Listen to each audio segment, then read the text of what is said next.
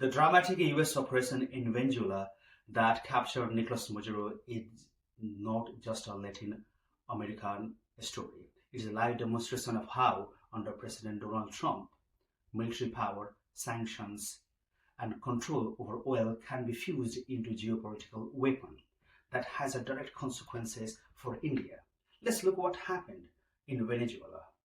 On 3rd January 2026, US force launched a large-scale strike on Venezuela, neutralized its air defenses, and carried out a special operation that physically removed Maduro and his wife Celia Flores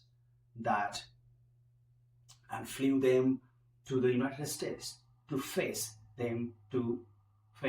narco-terror and drug trafficking charges. Washington insists this is a law enforcement actions against a corrupt dictator. But let's have a look closely. This is also about who controls one of the world's largest oil reservoir and who writes the rules of intervention in the 21st century. There is a clear pattern of Trump interventions from Venezuela, Caracas to Iran, Cuba, Greenland, and potentially India.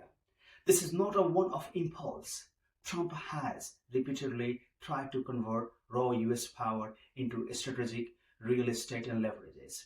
We have seen talk of buying Greenland to project US power and the Arctic Sea and sit on critical materials and sea routes. We have seen maximum pressure campaigns on Cuba and Iran through various sanctions, covert operations, and trade, among them aiming to strangle regimes economically without declaring a formal war.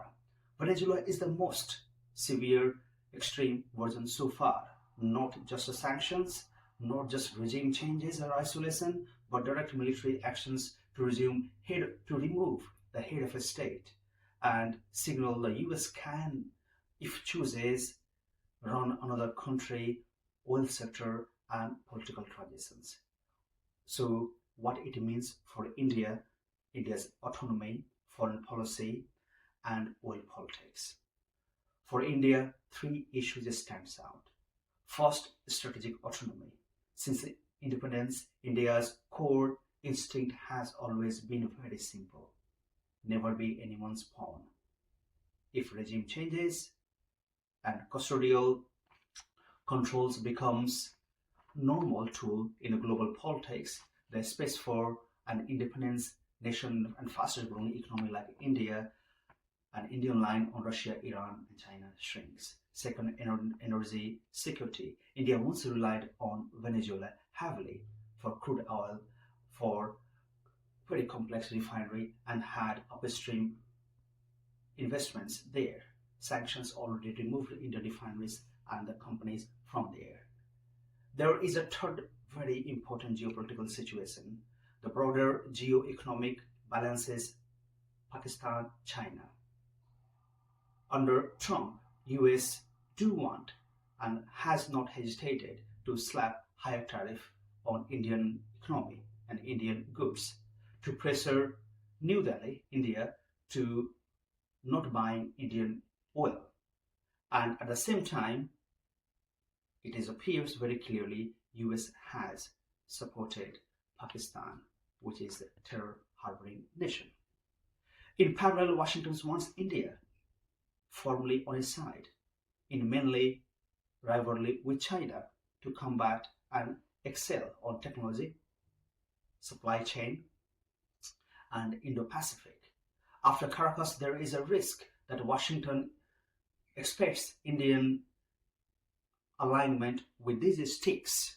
However, there is a 3 cards, Pakistan card, Venezuela oil reservoir, and the China that can be used as a pressure. So what should India do? A confident and fastest growing India must work with the United States, where Indian best interests align in the Indo-Pacific, second, high technology, and in counter-terrorism. However, it cannot outsource its foreign policy to anybody, missions or missile sanctions, that India must diversify its own oil and energy sectors. It is clear democracy cannot be delivered at the gunpoint. From Caracas to Kiev to South China, and the message from India should be very consistent. The world may be entering into an era of sanctions, armed forces, oil politics, but India's answer to all these is the same: strategic autonomy, peace, and a foreign policy that is written in India, not anywhere else.